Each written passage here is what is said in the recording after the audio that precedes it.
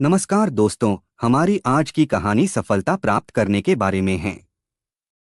अगर आप भी बहुत कोशिश कर चुके हैं और सफलता नहीं मिल रही है, इस वीडियो में सफलता प्राप्त करने के लिए कुछ आदतें अपनाने और कुछ आदतें छोड़ने के लिए बताया गया है। तो आपको ये वीडियो जरूर देखना चाहिए। पसंद आए तो लाइक कर देना, ना पसंद आए तो डिसलाइक। चलिए वीडियो शुरू करें। एक बार की बात है, पहाड़ियों के बीच बसे एक गांव में एक आदमी रहता था जो कि अपनी बुद्धिमता, दयालुता और कड़ी मेहनत के लिए जाना जाता था। उसमें वह नेचुरल करिश्मा था जो लोगों को उसकी ओर आकर्षित करता था। पर उसे एक बात की कमी हमेशा खलती थी कि उसे वह सम्मान नहीं मिल रहा है जिसका वह हकदार है। इसकी वजह थी उसकी 6 आदतें जो उसके विकास में बाधा डाल रही थी और उसे उसकी क्षमता तक पहुंचने से रोक रहे थे। एक दिन वह एक पहाड़ की चोटी पर गया, जहां पर एक महात्मा एक साधारण से मंदिर में रहा करते थे। वह महात्मा उस पूरे क्षेत्र में अपनी बुद्धि और आत्मज्ञान के लिए प्रसिद्ध थे। महात्मा ने जैसे ही आदमी को अपनी तरफ आते देखा, उन्होंने एक लंबी मुस्कान के साथ उसका स्वागत किया और उसे बड़े ही प्रेम से बैठने के लिए कहा। इसके बाद आदमी अपना दिल खोलकर अपने संघर्ष और मुश्किलों की कहानी महात्मा को सुनाने लगा। इन्हीं संघर्षों को वह अपने जीवन की सबसे बड़ी समस्या मानता था। उसकी सारी समस्याओं का मुद्दा केवल एक था कि उसे सम्मानित महसूस नहीं होता था। महात्मा उसकी सारी बातों को ध्यान से सुन रहे थे और बीच बीच में अपना सिर भी हिला रहे थे। जब आदमी ने अपनी बात खत्म कर ली और चुप हो गया, तब महात्मा ने बहुत ही शांत और सुखद आवाज में कहा, प्रिय, सम्मान अर्जित किया जाता है। दूसरों का सम्मान पाने के लिए तुम्हें पहले खुद का सम्मान करना सीखना होगा। ऐसा करने के लिए तुम्हें उन 6 आदतों को पीछे छोड़ना पड़ेगा, नहीं तो सम्मान पाना सिर्फ सपना बनकर ही रह जाएगा। इसीलिए पहली आदत है अनुशासन अपनाओ और अपनी जिम्मेदारियों को पूरे मन से निभाओ। दूसरी आदत है लोगों को जज करने की। हम किसी को बिना जाने, बिना अच्छे से परखे उसके बारे में एक विशेष राय बना लेते और अक्सर यह राय नकारात्मक ही होती है। राय बनाने का मतलब है कि फिर हम उस चीज या उस इंसान को वैसा नहीं देख पाएंगे जैसा वह असल में है, क्योंकि हमारी राय इसमें हमारी बाधा बन जाती है और हम उस इंसान, वस्तु या परिस्थिति के मूल स्वभाव को समझने में विफल रह जाते हैं। महात्मा का कहना था कि किसी को भी बिना अच्छे से जाने या किसी भी परिस्थिति को बिना समझे हमें उसके बारे में अपने नकारात्मक या सकारात्मक राय नहीं बनानी चाहिए। तीसरी आदत महात्मा ने बताई कि हर चीज के लिए दुखी होना बंद करो। चौथी आदत है जलन और ईर्ष्या को दूर करो और तुम्हारे अंदर जो भी शिकायतें, जो भी असंतोष है, उसे भी हटाओ। बेवजह की ईर्ष्या और गुस्सा अपने मन में रखकर हम खुद को ही नुकसान पहुंचाते हैं। इसके कारण हमारे भीतर डर और शंका पैदा होती है, जिससे बुद्धि दूषित हो जाती है और भ्रम पैदा होने लगता है।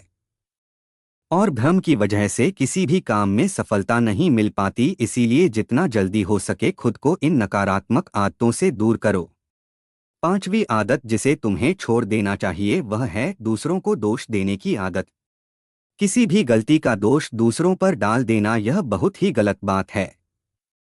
इससे समाज में हमारी बहुत ही खराब छवि बनती है और हमारा ध्यान गलतियों से सीखकर आगे बढ़ने की बजाय गलतियों को छिपाने और दूसरों को गलत साबित करने में लग जाता है। जब हमारे साथ कुछ अच्छा होता है तो हम उसका श्रेय लेना नहीं भूलते। तो अगर कुछ गलत होता है तो उसका दोष भी हमें खुद को ही देना चाहिए। दूसरों को दोष देना असफल लोगों की निशानी है। असफल लोगों में यह आदत होती है कि वे अपनी असफलता के लिए दूसरों को दोष देते हैं। कभी कभार ऐसा हो जाता है कि किसी और की गलती की वजह से हमारा काम बिगड़ जाता है।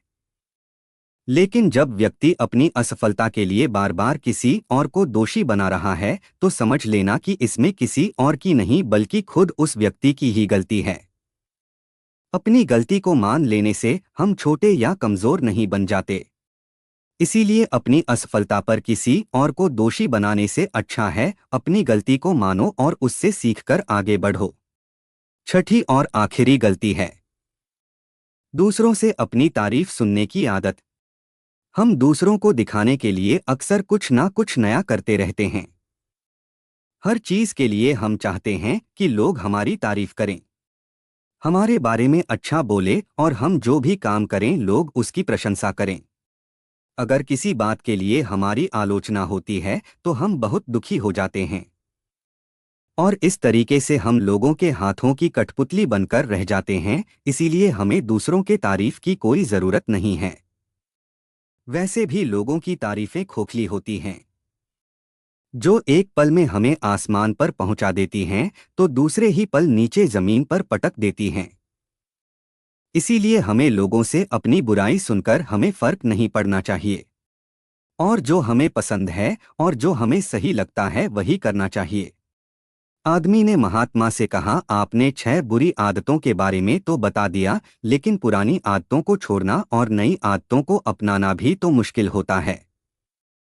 तो मेरा प्रश्न है कि आखिर हमारा मन नई आदतों को अपनाने का विरोध क्यों करता है और नई आदतों को आसानी से कैसे अपनाया जा सकता है। महात्मा ने कहा, ज्यादातर लोग आदतों को बदलने में असफल रहते हैं क्योंकि उनकी उस नई आदत के साथ आवश्यक उम्मीदें जुड़ी होती हैं। जैसे अगर कोई व्यक्ति सुबह जल्द उठकर व्यायाम करने की नई आदत डालना चाहता है तो वह उम्मीद लगा ले देता है कि उसकी इस नई आदत से उसका वजन तेजी से कम होना शुरू हो जाएगा या फिर उसका शरीर तेजी से शक्तिशाली बन जाएगा, जबकि असल में ऐसा नहीं होता।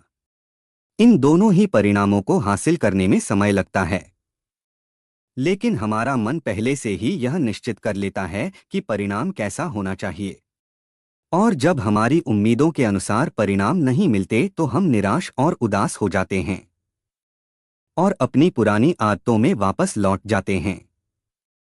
लेकिन जो व्यक्ति वास्तविक और सही उम्मीदों के साथ नई आदत की शुरुआत करता है वह उदास और निराश होने से बच जाता है और आदत बदलने के दौरान अपने आंतरिक विरोध पर विजय पा लेता है। अब अगला प्रश्न है कि आदतों को आसानी से कैसे अपनाया जाए। तो ऐसा करने के 5 आसान नियम हैं। पहला, अपने विचारों को लिखो। उन सभी चीजों की पहचान करो जिन्हें तुम बदलना चाहते हो। पीऊंगा यानी जब तुम अपने ध्यान और व्यायाम के नियम को पूरा कर लोगे तभी चाय पियोगे, उससे पहले नहीं।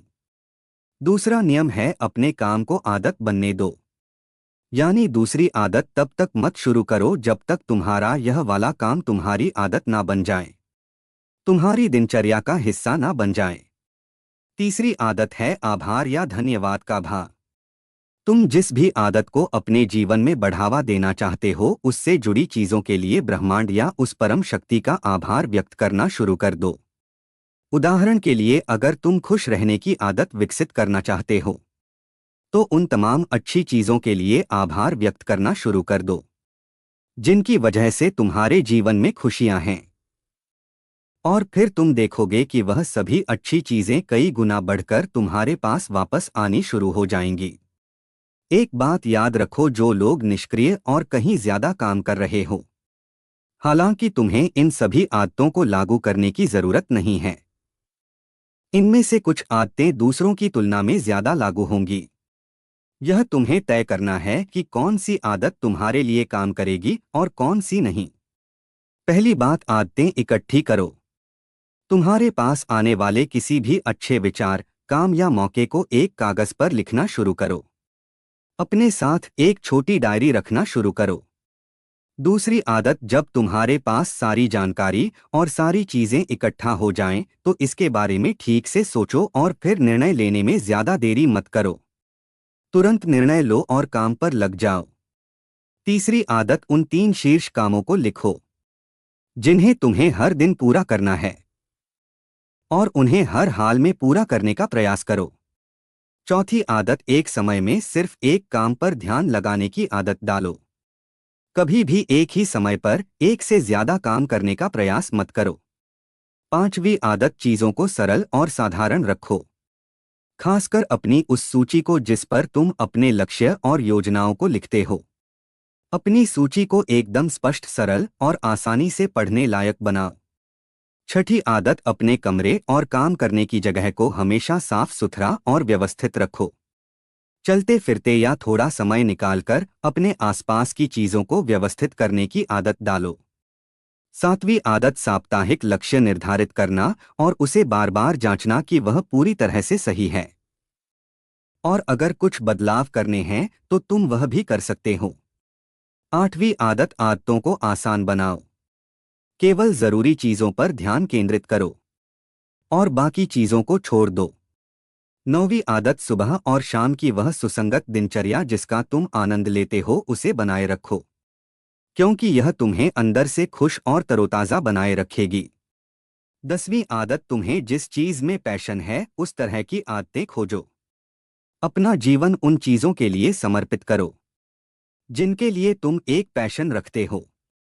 फालतू की चीजों और कामों के लिए अपनी ऊर्जा और समय बर्बाद मत करो। तो यह थी वह सभी आदतें जो तुम्हारे जीवन को बदल कर रख सकती है। लेकिन इन सभी आदतों को एक साथ अपनाने की गलती मत करना। जब एक आदत तुम्हारी दिनचर्या का हिस्सा बन जाए, तब दूसरी की तरफ कदम बढ़ाना। इतना कहने के बाद महात्मा ने अपनी बात समाप्त की। आदमी ने भी महात्मा का धन्यवाद किया। अपने घर वापस आकर महात्मा की बताई बातों का पालन करने लगा। दोस्तों, मुझे उम्मीद है कि आपको यह कहानी पसंद आई होगी और कुछ सीखने को मिला होगा। कहानी के बारे में अपने विचार आप हमें नीचे कमेंट बॉक्स में कमेंट करके बता सकते हैं। बाकी अगर यह कहानी आपको अच्छी लगी हो तो इस वीडियो को लाइक करें। ऐसी और कहानी सुनने के लिए हमारे चैनल बुद्धदास इंस्पायर्ड को सब्सक्राइब कर लीजिए और नोटिफिकेशन ऑन कर लीजिए ताकि आपको आने वाली हर नई कहानी की नोटिफिकेशन सबसे पहले मिल जाए। नमो बुद्धाय।